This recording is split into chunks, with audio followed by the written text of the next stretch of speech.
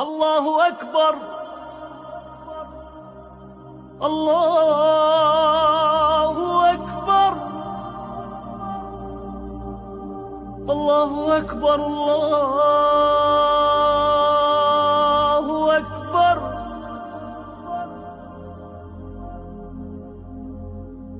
أشهد أن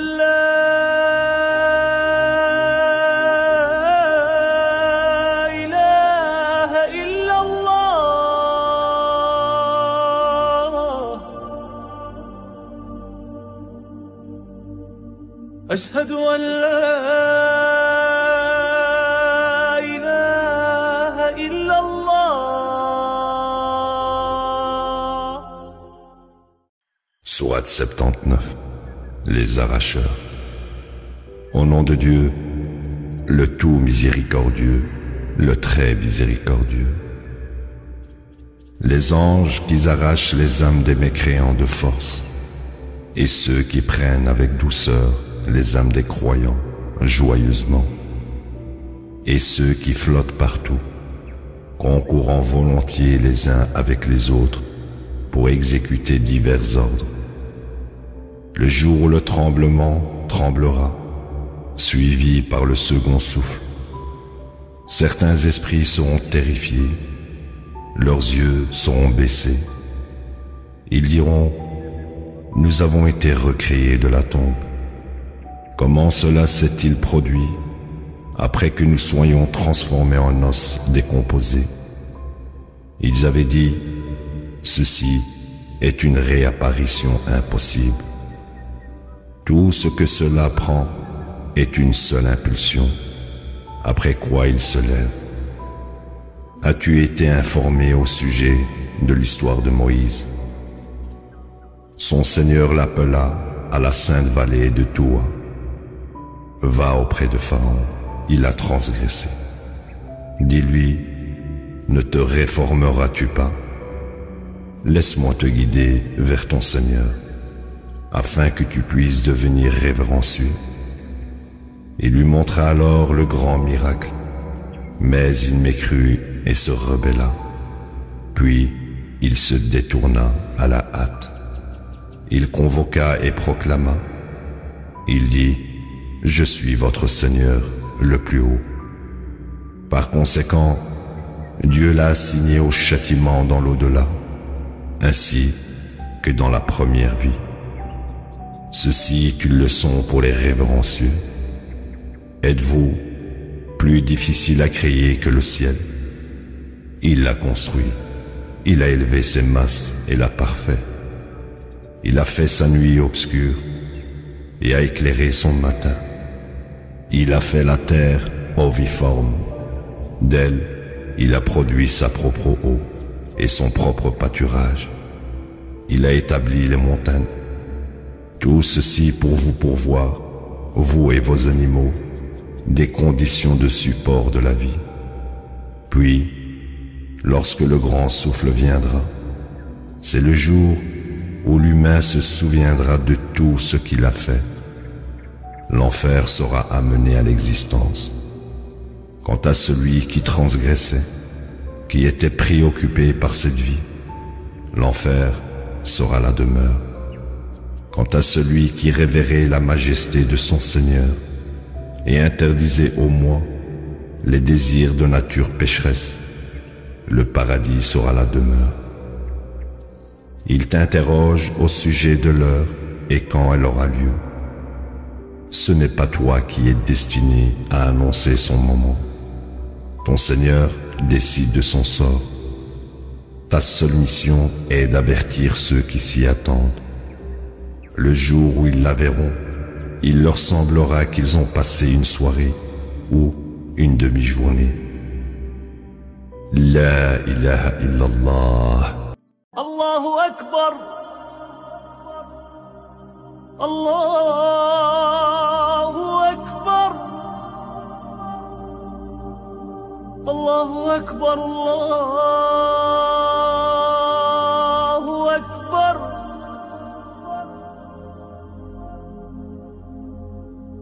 أشهد أن لا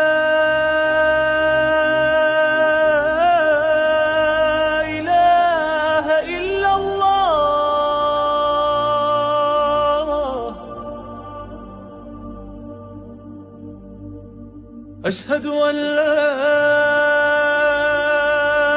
إله إلا الله.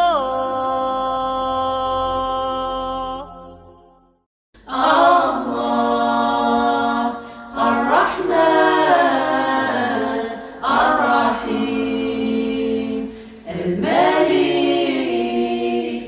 القدوس السلام المؤمن المهيمن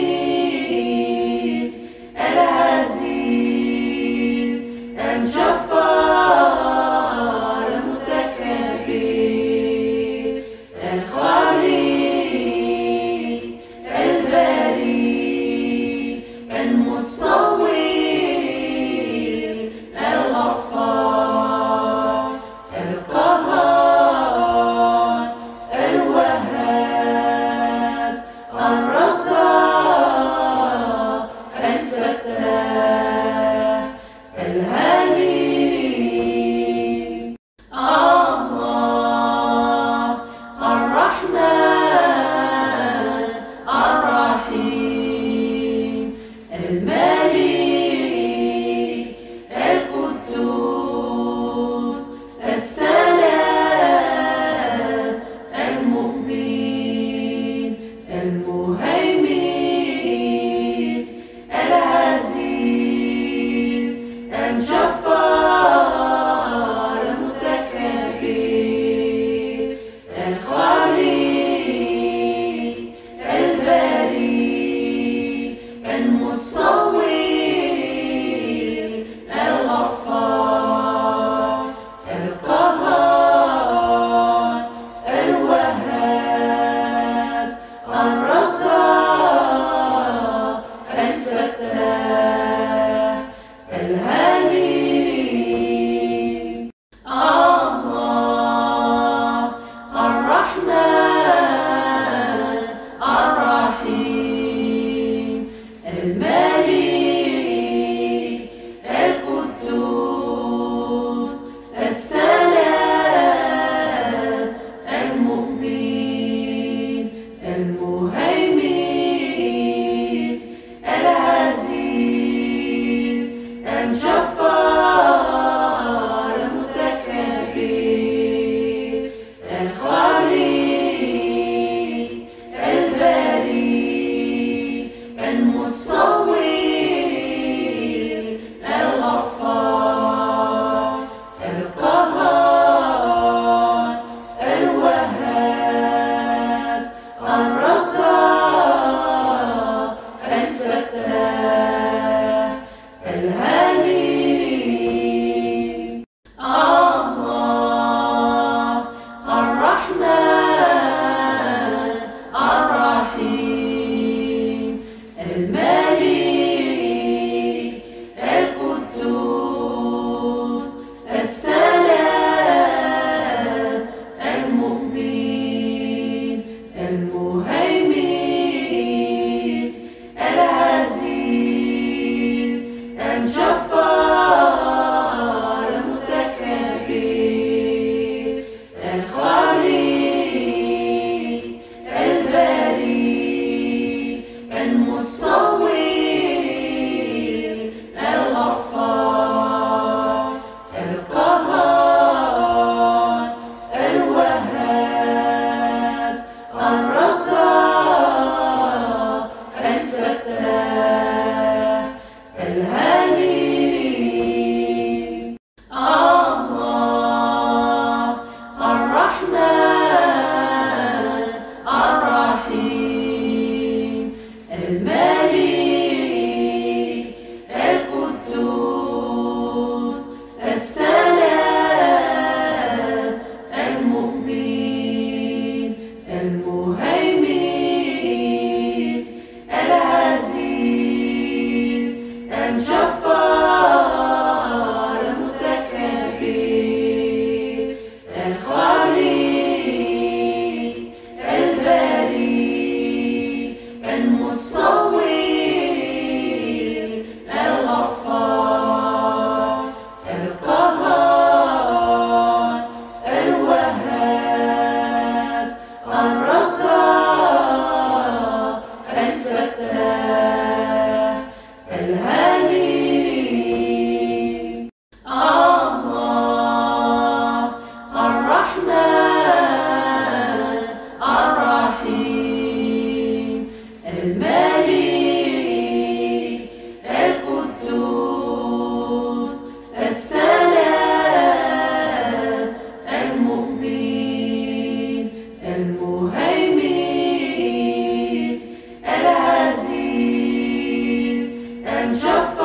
الجبار المتكبر الخالق الباري المصور الغفار القهار الوهاب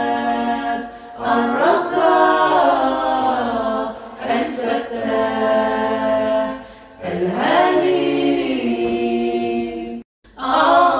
الله الرحمن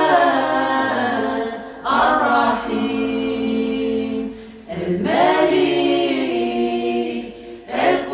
القدوس السلام المؤمن المهيمن العزيز الجبار